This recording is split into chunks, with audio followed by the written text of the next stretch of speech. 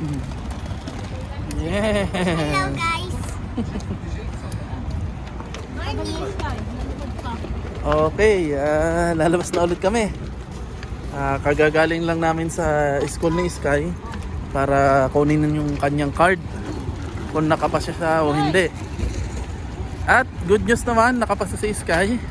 Mataas ang grades niya, kaya re-regaluhan namin siya ng Jollibee. Pero punta muna kami doon sa park para maglakad-lakad, mag-relax. So bibili muna kami ng Jollibee then park para kay Sky. Okay, congratulations Sky. Okay, lalakarin lang namin kasi malapit lang naman yun. Jollibee and then park. Buti medyo malamig pa, hindi pa ganong kainit. Pero tapos na yung taglamig.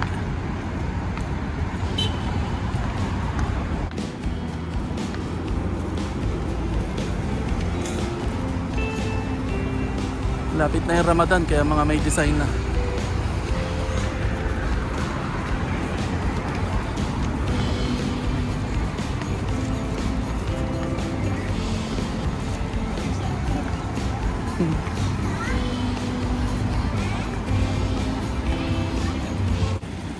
Okay, amoy chicken joy na. Nandito na kami sa Jollibee. Yan na.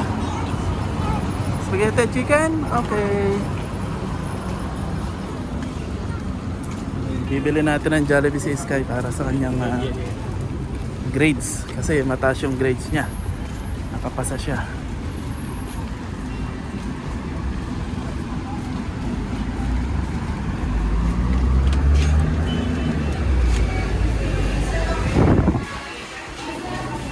Ay, cash yan, cash.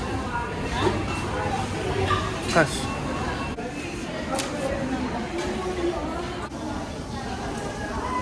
Okay, ito na yung Jollibee ni Sky. Yan, yun ang regalo namin kay Sky kasi nakapasa siya. Mataas yung grades niya.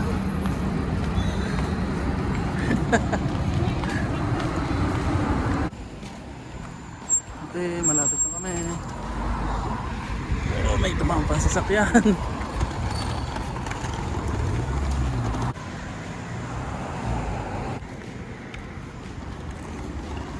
Okay, malapit na kami sa park.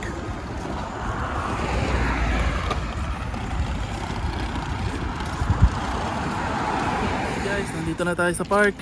Hahanap lang tayo ng pwesto. Ito na si Sky. Ito na yung Jollibee ni Sky. Alright, so ito pa rin yung same park na lagi natin pinupuntahan. Hanap lang tayo ng pwesto. Ito marami nga akong alam shortcut. Ha?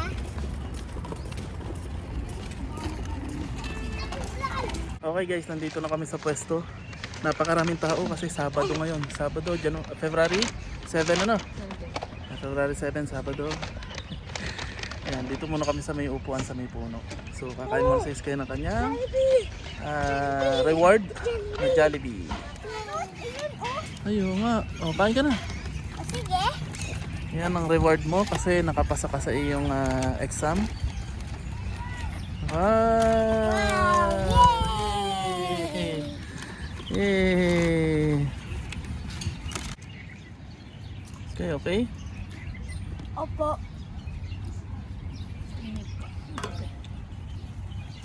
Wow! Sky, simot sarap. Opo. Next, ito. May magbubukas na mga kainan dito. Parang street foods. Yan, may mga street foods. You know. Pero parang puro Pilipino rin. Manila. Madami. Mga street foods to. Bagong tambayan.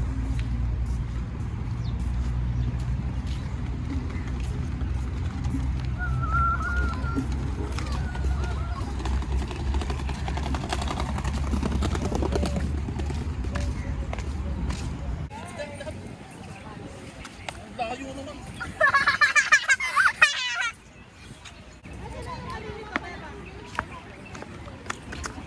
Apa, pag napahinto, are, mananalo. Okay, so guys, nandito pa rin tayo sa sa park. At dahil malamig na at saka wala ng araw, napakarami ng tao. So papalibas lang kami ng konting oras and then uuwi na rin kami. Okay, pauwi na kami. At kanina pa kami dyan. Mainit na. So uwi na kami sa bahay. Tapos na ng aming tambay sa park. Nasa Sky na, ano na sa amin. Ano nga bibili natin dito? Okay, pasok muna kami dito. Bibili kami ng longganisa. May non-Muslim food dito eh.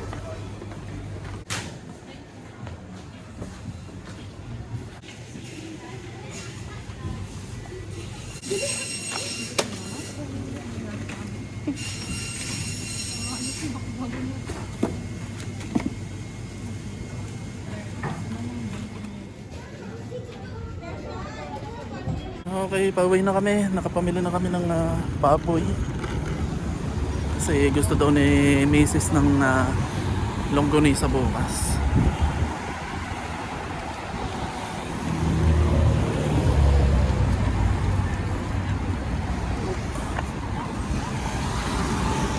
Okay guys, nandito na tayo sa bahay. Nakarating na tayo. Pasyal-pasyal, lakad-lakad. Ito, hapon na, kaya umuwi na rin naman kami. Bumili kami saglit ng lulutuing ulam para bukas. At diretso na kami dito sa bahay. Maganda yung panahon ngayon at malilom. Kumbaga may mga ulap. So maagang nawala yung sikat ng araw. Kaya tuwan-tuwa yung mga nasa park kasi kahit saan pwede silang umupo sa damuhan. Okay, nandito kami sa kusina at maglalabon si Mrs. ng itlog kasi magluluto kami bukas ng kwek-kwek. Mag-kwek-kwek kami bukas. Dadali namin sa park. So itutur ko kayo dito sa bahay namin, sa tinitirhan namin at tingnan nyo kung ano yung itsura ng aming bahay. So ito yung main door. Main door. Tapos dito, ito yung kusina namin. Kusina yan. So pag okay. So dire-diretso lang tayo dito. Ito yung unang CR. Ito yung CR namin. Tapos may CR din dito sa kabila. Yan, CR din to. And then may kwarto dito. Tapos partition yan. 1, 2, 3. Hindi ko alam kung ilan pero kwarto yan na partition. So isang kwarto. Tapos may maliit din dito ang kwarto. Kwarto rin yan maliit. Tapos dito may kwarto rin sa dalawa.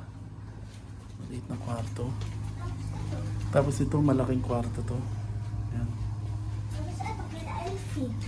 Tapos dito may kwarto rin yan. Malaking kwarto. Tapos ito yung sa amin. So may isang malaking kwarto to. Hinati sa dalawa. So isa maliit na kwarto. Tapos ito yung sa amin. Hello guys, welcome to my kwarto. Welcome to my kwarto. So ito lang yung maliit na kwarto namin. Siguro mga ano to? Mga 5'9". 5 feet and 9 inches. Yan, mga ganan ang lawak niya. So ito yung aming aparador. Ito yung mga gamit namin. Tapos ito yung aming double deck. Yan, mostly gamit yan. Doon kami nagsasampay kapag may nilabhan. At ito yung ref namin. Tapos yung pang kitchen namin. Yan. Tapos ito yung tapunan ng basura namin pag may basura. So lagay ng maruming damit, libagin. Tapos siya may mga nakasabit kaming gamit dyan. Ito yung gamit.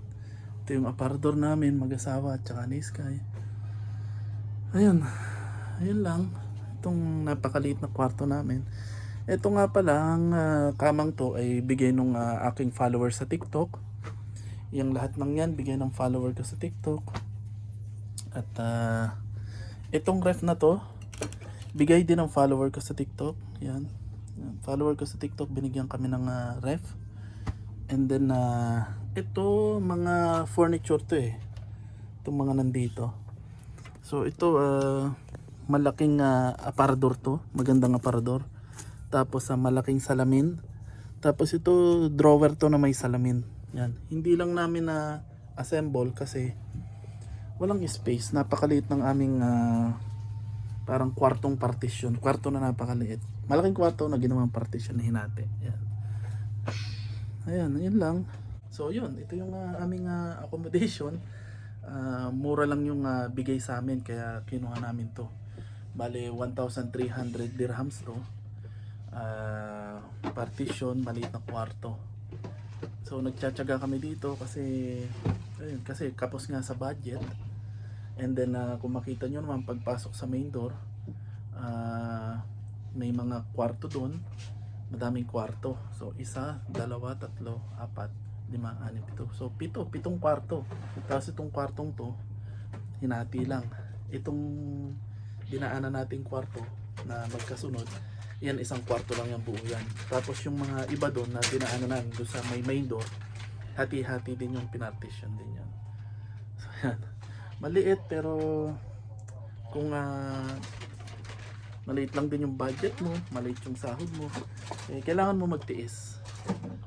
Yan, lalo ako, maliit lang yung sahod ko, tapos ngayon nawalan pa ako ng trabaho, so kailangan namin magtiis dito sa maliit na kwarto. Pero soon, pag sinuwerte, lumaki yung sahod, eh, mas maganda, mas malaki yung kwarto para mailagay lahat ng gamit at mas makakilos ng maaluan si Sky. Kasi hindi rin siya masyadong makapag-ingay dito, gawa ng tao sa kabila, sa partition, sa kabilang kwarto. Maririnig yung ingay ni Sky o kahit yung ingay namin. Kaya bawal pa rin masyadong maingay. Alright, so nakita nyo na yung aming tinitirhan. So yung niluluto ni Miss doon sa kusina, eh nag-crave siya sa kwek-kwek. So nagluluto siya ng kwek-kwek para bukas. So pupunta kami bukas sa park ulit. And then yun, kwek-kwek naman yung ibabao namin bukas. Okay. Kanina wala kami masyadong baon eh. Ano lang, tinapay lang at saka kape. Tapos si Sky, binigyan namin ng binilhan namin ng Jollibee kasi nga nakapasa siya sa kanyang exam at mataas yung grades niya. So pinuntahan kanina ni Mrs. yung school niya para tingnan yung kanyang card. Okay, so mataas yung grade niya at maganda yung performance niya. Kaya nireguluhan namin ng Jollibee. Okay. So minsan naman regaluhan natin ng Jollibee si Sky para yun, para happy at para galingan niya sa school, di ba? So paano guys, hanggang dito na lang muna yung aking video. Tomorrow kwentuhan ulit tayo, mag-share ulit ako ng mga experience ko dito at share ko yung mga iba kong experience sa dati kong trabaho, kung bakit natatanggal yung kapwa kabayan nang dahil din sa kapwa kabayan. See you na lang susunod na video. Bye. Okay, bye bye na. Bye-bye.